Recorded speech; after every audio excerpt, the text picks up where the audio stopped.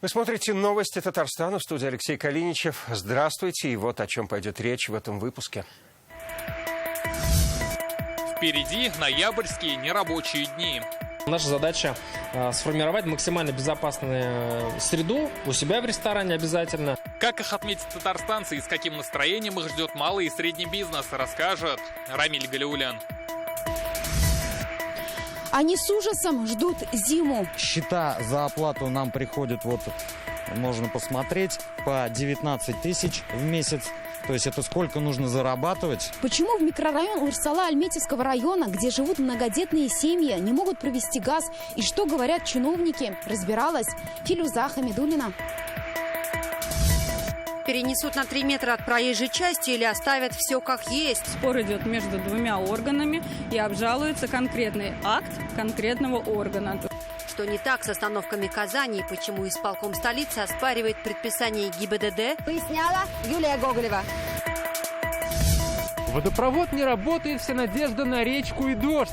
В нашей деревне очень плачевная ситуация. Вот смотрите, до чего мы дожили. Почему в деревне Сюкеево вторую неделю не могут решить коммунальную проблему, выяснял Дмитрий Аренин. Временная достопримечательность. Вода опять поднимется и закроет, да, эту насыпь. А историческую ценность, конечно же, она имеет. В чем ценность старинной насыпной дороги, выяснял Тагир Валиди. За последние сутки в России зафиксировано 2 антирекорда по количеству заражений и смертей от ковид.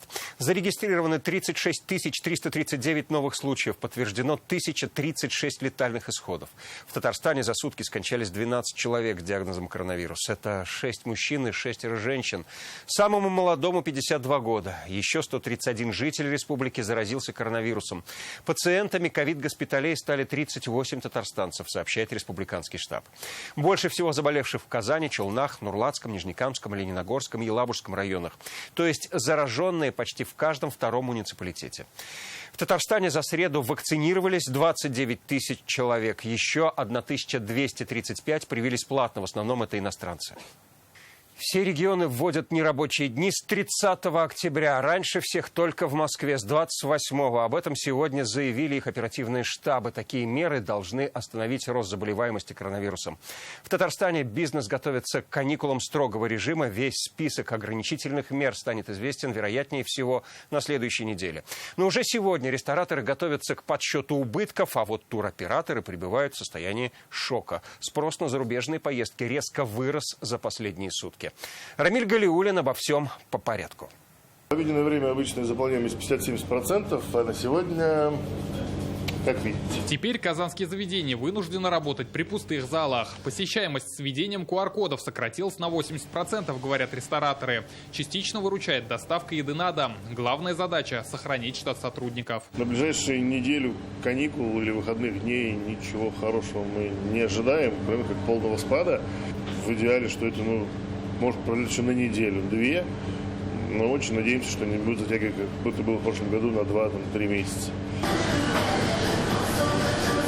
А это уже другое заведение. Остаться на плаву им удается благодаря массовой вакцинации сотрудников. Практически весь персонал привит. Некоторые ждут второго компонента вакцины. А значит, можно работать. По словам руководителя сети, к новости в виде нерабочей недели отнеслись с пониманием. В комфортном режиме, когда никто не болеет, развивается туризм, приезжают гости, оно же всем хорошо. И вот в этот момент, на самом деле, мы должны объединиться, и население, и бизнес, и народ, и власть, над задачей, чтобы эпидемиология, логическая ситуация у нас в республике, в стране, она максимально снижалась. Чтобы помочь малому и среднему бизнесу, в правительстве России предложили возобновить программу кредитной поддержки предпринимателей. По ней первые 6 месяцев предприятие не будет выплачивать кредит. Далее погашение по 3% ставке. Еще одна из мер поддержки – единовременная выплата грантов в объеме МРОТ на каждого сотрудника. Главное, что введенные меры поддержки уже доказали свою эффективность во время предыдущего локдауна. Со своей стороны мы намерены жестко контролировать, чтобы предусмотренные меры поддержки были вовремя доведены до предпринимателей, пострадавших из-за введения ограничений. Спрос увеличился, в цифрах это где-то около 60%. Накануне после объявления президентом страны нерабочей недели в турагентствах начался непредвиденный ажиотаж. Жители начали массово скупать путевки на зарубежные курорты. В топе Турция, Египет и Доминикана. Сейчас здесь, мягко говоря, удивлены, ведь выходная неделя – это время для самоизоляции. Ситуация на самом деле изменилась в связи с тем, что увеличились дни, которые выделили на отдых. Вот. И если изначально это было где-то 4 дня, то это здесь целая неделя. И, конечно, народ на это клюнул. Гостиничный бизнес тоже в недоумении. Ожидали, что опустеют номера, но пока никто бронь не снимает. Пока какого-то сильного влияния вот этих выходных дней мы на своей отрасли не увидели. Здесь будет также влиять решение других регионов об каких-то ограничениях. Ждать гостей с распростертыми объятиями в регионах не будут. Везде принято решение о QR-кодах и обязательной вакцинации для отдельной категории граждан. Как стало известно сегодня, все субъекты вводят нерабочие дни с 30 октября. Раньше всех только в Москве с 28-го. В соседней Башкирии отметили, что ситуация с заболеваемостью тяжелая, но стабильная. Растут темпы вакцинации. В Оренбурге отказ от введения нерабочей недели с 23 октября тоже объяснили снижением заболеваемости. В Мордовии и Удмуртии планируют активизировать работу по вакцинированию. Все принятые меры в стране направлены на снижение заболеваемости. Однако так думают не все. Я в это время буду в Москве, наверное, посещу выставки, галереи. Поедем в Ставропольский край. Поедем на экскурсии. Я считаю, что это правильно. Пускай люди отдохнут. В республиканском оперштабе в очередной раз напоминают, нерабочие дни – это не выходные и не праздники. Нужно остаться дома. Они под собой будут иметь цель пресечения цепочки передачи вируса. И это зависит прежде всего от каждого из нас. В нерабочую неделю будут работать все органы власти и МФЦ. Президент республики поставил задачу увеличить темпы вакцинации. В первую очередь это и определит дальнейшие решения по введению новых ограничений. Рамиль Галиуллин, Вероника Гайнуддинова, Вадим Илларионов и Олег Мыльников, ТНВ, Казань. К другим новостям. Сегодня в Казани выпал первый снег. Такое бывает лишь раз в году и каждый раз вызывает особые эмоции. Белые хлопья жители города наблюдали с 8 утра. К полудню они уже растаяли. Как сообщает в гидрометцентре, в республику пришел циклон с севера. Будет и дождь, и мокрый снег, а еще ветер и гололедица. А вот по народным приметам ровно через месяц после первого снега уже должен сформироваться устойчивый снежный покров.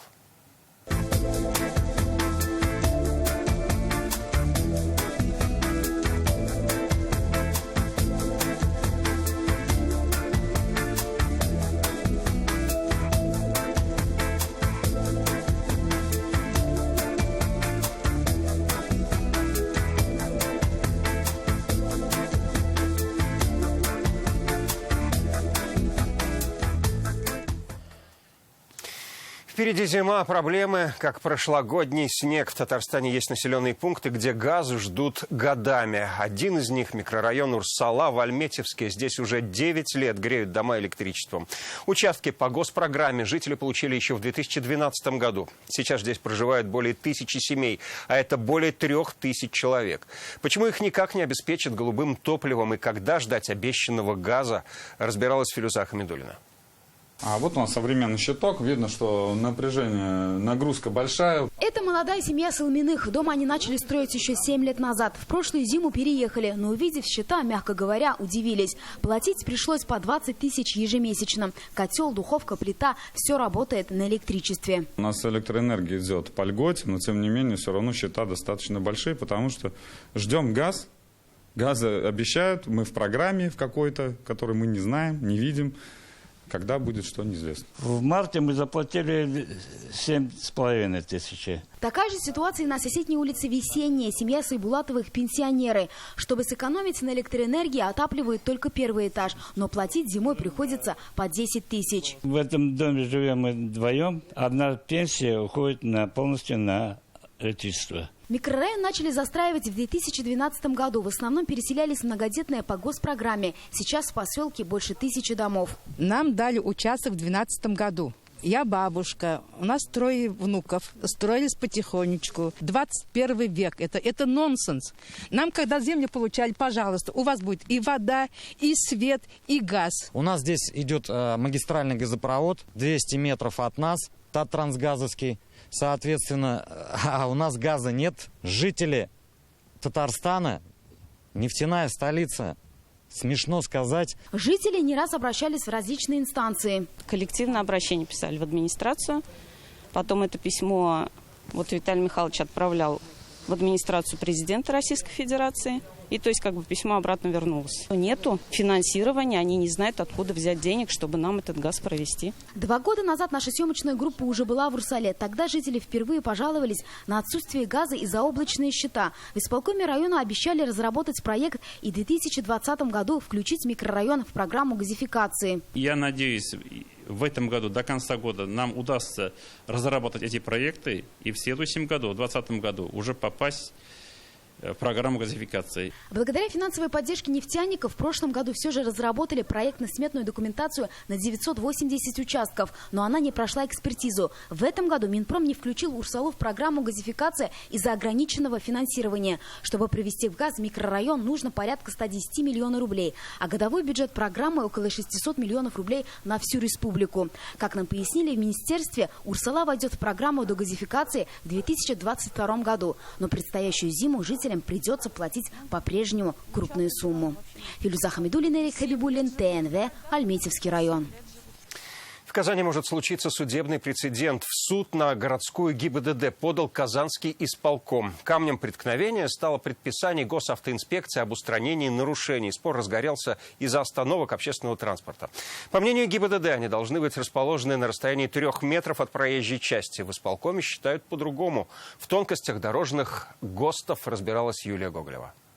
У них по климатическим условиям должен стоять павильон. Эта история началась около года назад. Житель Санкт-Петербурга Мочелов завалил письмами исполком Казани, ГИБДД, а потом и прокуратуру. Мужчина требовал привести городские остановки в соответствие с ГОСТом, отодвинуть их на 3 метра от дороги. Городская ГИБДД направила предписание в исполком, но там с требованием не согласились и решили оспорить его в суде. Мы считаем, что их требования основаны на неверном толковании норм действующего законодательства. По словам Елены Максименковой, требование 3 метра от проезжей части распространяется только на большие крытые остановочные павильоны. А к так называемым навесам на остановках, которых в Казани большинство, это не относится. Исполнительным комитетом данный ГОСТ полностью соблюден, поскольку у нас город Казань относится к территории с умеренным климатом. А у нас все наши площадки оборудованы навесами. А требование о том, что навес должен быть на расстоянии не менее 3 метров, ГОСТом не установлено. Свою позицию исполком подтверждает документами от Гидромедцентра и кафедры экологии КФУ. Впрочем, есть в этой истории и другой аспект – безопасность пассажиров. Случаи, когда в людей на остановках врезаются машины или автобусы, бывают. И отодвинуть остановки подальше от дороги кажется вполне разумным, что в ГОСТе не прописано. Чуть-чуть надо близко слышим. Заворачивает, машины едут. Конечно, остановки близко стоят, машина проезжает, брызгает. Прямо на нас получается. Но исполком считает по-другому. У нас город исторический, наша застройка, наши улицы, они, в принципе, не позволяют устанавливать, выдерживать такой поэтому у нас всего 2 павильона на территории Казани. По данным исполкома Казани, таких образцово-показательных закрытых остановочных павильонов в Казани всего 2. Это один из них на улице Васильченко. Но даже здесь, если приглядеться и замерить рулеткой, расстояние от дороги до самого павильона не соответствует ГОСТу. По нормативу оно должно быть 3 метра, на деле 2 метра 82 сантиметра. По остановочному делу в Приволжском суде Казани прошло уже 4 заседания. Следующее намечено на 3 ноября. Юлия Гоголева, Данил Филатов, Адель Миндубаев, ТНВ, Казань. На Свияге появилась временная достопримечательность. В результате снижения уровня воды обнажилась старинная дорога. Еще в середине прошлого века ее активно использовали жители острова Града и Введенской Слободы. Однако после строительства каскада водохранилищ на реках Татарстана тракт остался под водой. Теперь у любителей старины появилась уникальная возможность в прямом смысле прикоснуться к истории, как уже сделал наш корреспондент Тагир Валиди.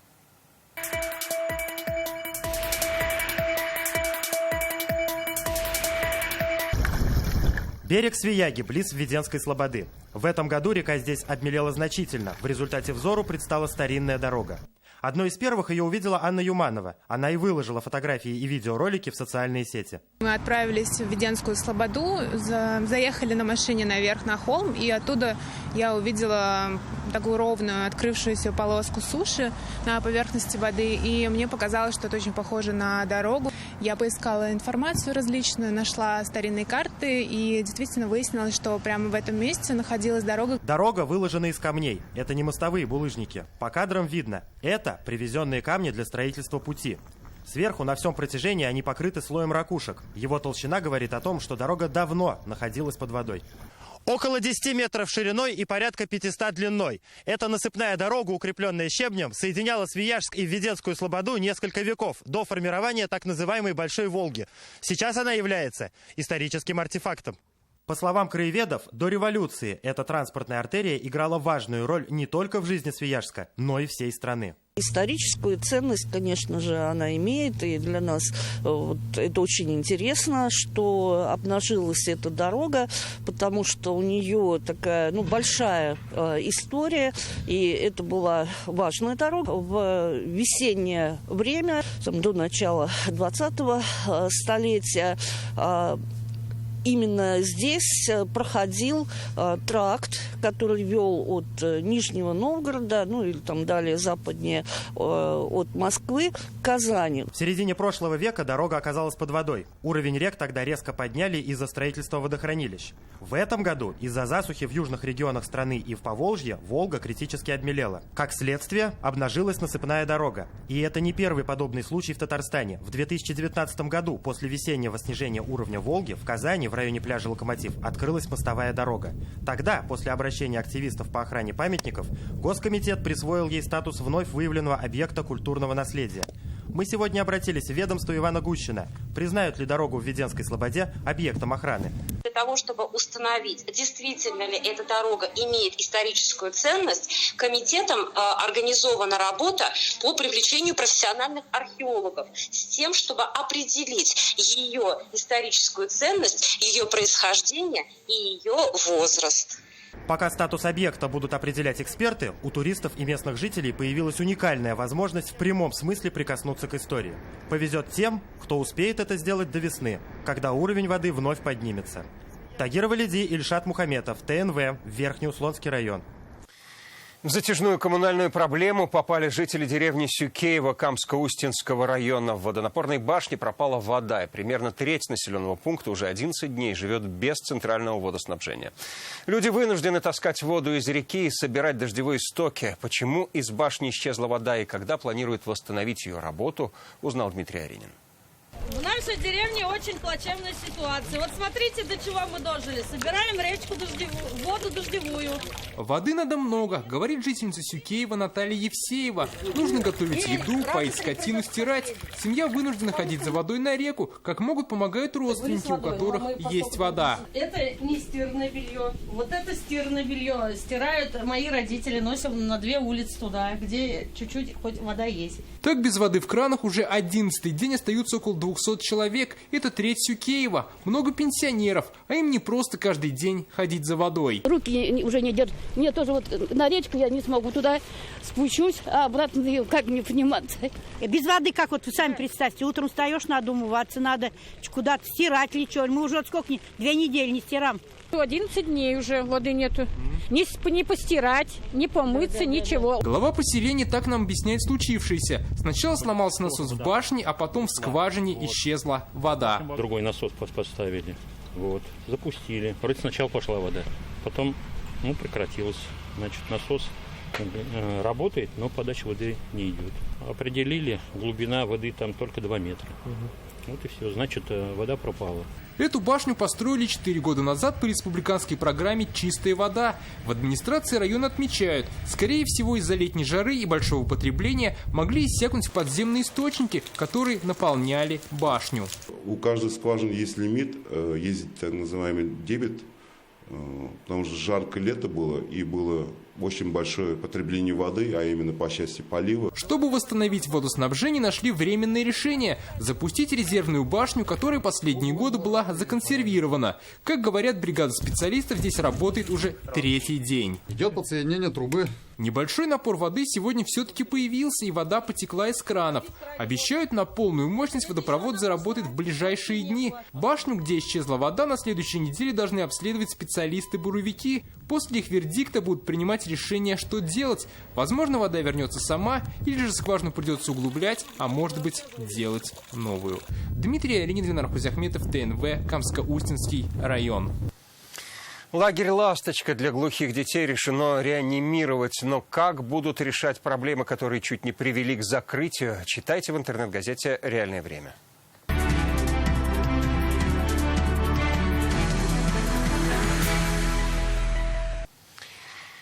Премьер Алексей Песошин сегодня по видеосвязи принял участие в заседании комиссии Госсовета России по инвестициям. Заседание провел глава комиссии, губернатор Сахалинской области Валерий Лимаренко. Обсудили подходы к формированию свода инвестиционных правил, а также функциональные требования к созданию инвестиционных карт субъектов. В Нижнекамске началась осенняя генеральная уборка. Одними из первых на субботник вышли сотрудники филиала ТГК-16 Нижнекамской ТЭЦ. За пару часов работы они навели порядок в городском парке. Погода отличная, настроение хорошее. Вышли на уборку. Сотрудники сегодня работают на прилегающей территории парка имени Габдуллы Тукая. Собирают опавшую листву и мусор, чистят столбы от листовок. Это одна из самых больших зеленых зон Нижнекамска. Для уборки нужна ударная сила. Персоналом филиала традиционно, ежегодно, в течение года на все мероприятия, связанные с городом, проводится санитарная очистка и активно участвуют в ее очистке на закрепленных территориях. На этот раз к марафону чистоты присоединились 12 человек. Компания предоставила 5 единиц техники. Наше предприятие является одним из градообразующих предприятий города. Мы считаем своим долгом поддерживать чистоту в городе, где мы живем, где живут наши семьи, это наш дом. За 2 часа собрали 3 КАМАЗа мусора. Это был первый этап масштабной уборки. Второй пройдет на следующей неделе. Альбина Валеева, Александр Лихачев, ТНВ, Нижнекамск. Как не стать жертвой кибермошенников и как распознать их уловки? Об этом школьникам Татарстана сегодня рассказали на едином республиканском классном часе. Его провели онлайн. К трансляции подключились старшеклассники из более чем 900 школ со всех районов. Ликбез по финансовой грамотности организовали сотрудники УВД Казани, Нацбанка в Татарстане и Минобра. Самые частые схемы обмана – звонки о якобы несанкционированном снятии денег с банковских карт или незаконном оформлении кредитов. По данным силовиков, жители Казани еженедельно перечисляют аферистам около 15 миллионов рублей. В качестве домашнего задания школьники должны рассказать об этом своим родителям, друзьям и знакомым.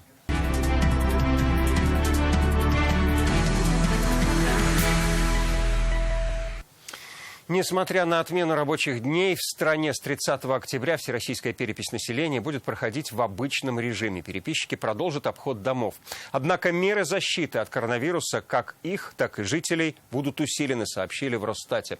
На сегодня около 3 миллионов россиян уже воспользовались помощью переписчиков или пришли на стационарные участки за первые дни проведения опроса. Как перепись идет в районах Татарстана, продолжает следить Светлана Звонарева.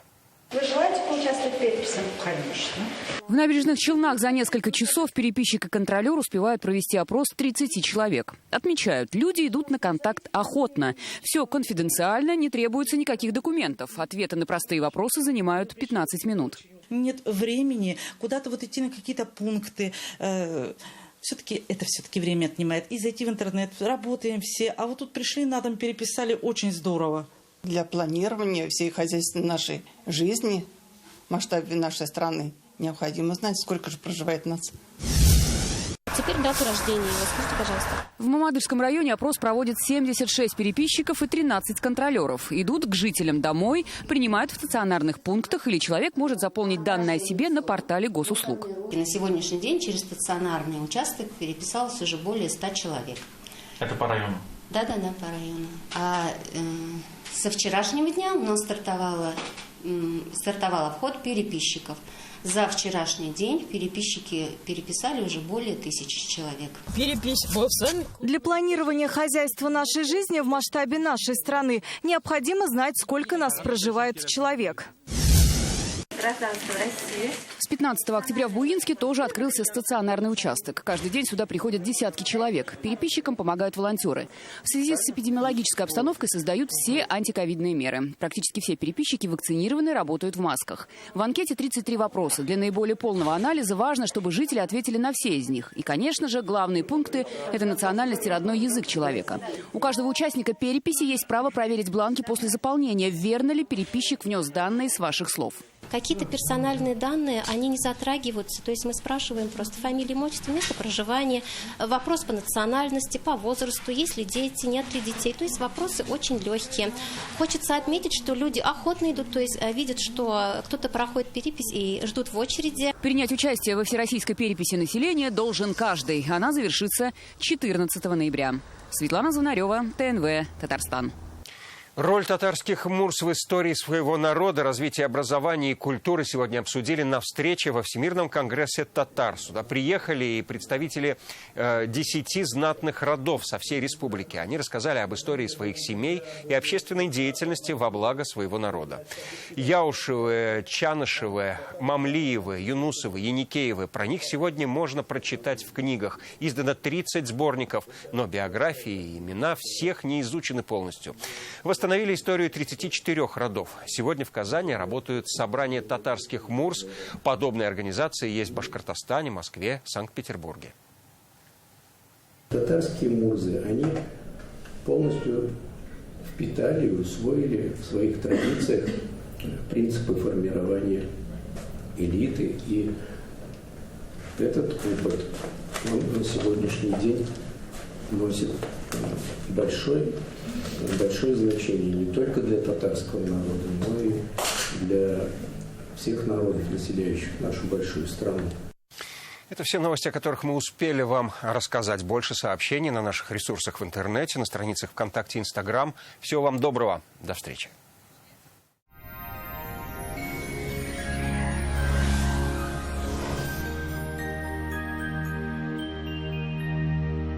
В студии София Егорова. Здравствуйте. Активный атмосферный фронт нагнал туч, но уже в ближайшие сутки погода изменится. По данным сервиса Яндекс.Погода, Бугульмея, Бавлаха и Азнакаева облачность сохранится. Во второй половине дня возможны осадки и плюс 10-11 градусов. Преимущественно без осадков днем в Набережных Челнах, Нижнекамске и Елабуге. Температура повысится до плюс 12. В Агрызе, Менделеевске, Актаныши прояснится. Возможны кратковременные осадки. А температура станет заметно выше, плюс 11-12 градусов. В Арске, Кукмаре и Волтаси ветрено, но тепло. Днем до плюс 12. В Болгаре, Дрожжином и Буинске вероятность осадков небольшая. Потеплеет, плюс 12-14 градусов днем. В Альметьевске, Чистополе и Мамадыше осадки прекратятся. Температура повысится до плюс 13. В предстоящие сутки преимущественно без осадков и довольно тепло. Гиделикс, капли и сироп от кашля с экстрактом листьев плюща можно принимать всей семьей. Гиделикс облегчает откашливание, оказывает спазмолитическое действие. Сироп подходит детям с рождения, не содержит спирта и сахара. Кто это у нас соберет все лайки? А вот кашель не наша история. Гиделикс с натуральным экстрактом листьев плюща можно принимать даже самым маленьким. Кашля больше не боюсь. Гиделиксом я лечусь. Боль в коленях становится пыткой. Поставили мне протез, а он не прижился. Встать на ноги я не смогла. В «Доктор Ост» пообещали помочь спасти уцелевший сустав без операции. С помощью инъекций нового поколения мы научились восстанавливать утраченные хрящевые ткани и возвращать подвижность сустава. От протезирования я отказалась. Очень надеюсь вылечить оба колена и больше не вспоминать про боль никогда. Федеральная сеть медицинских центров «Доктор Ост». Лечение самых сложных заболеваний позвоночника и суставов без боли и хирургического вмешательства. За 12 лет в 10 городах России врачами клиники отменено более 70 тысяч операций. В В Казани ожидается небольшая облачность, преимущественно без осадков. Ночью потеплеет до плюс 10. А днем температура воздуха достигнет комфортной отметки плюс 14. Ветер юго-западный, сильный, порывистый. Атмосферное давление 742 миллиметра ртутного столба. Влажность воздуха 79%. Магнитное поле Земли спокойное. У жителей нашей республики есть возможность позаботиться о своем здоровье без значительных финансовых затрат. С 1 по 31 октября в аптеках «Икона», «Бережная аптека» и «Аптека от склада» проходит акция «Снижение цен». Покупай выгодно. Вот это выгодно! Вы только посмотрите! Магне Б6 60 таблеток 449 рублей. Максилак 10 капсул 520 рублей. Бережная аптека, аптека от склада и аптека «Икона». Вот где выгодно.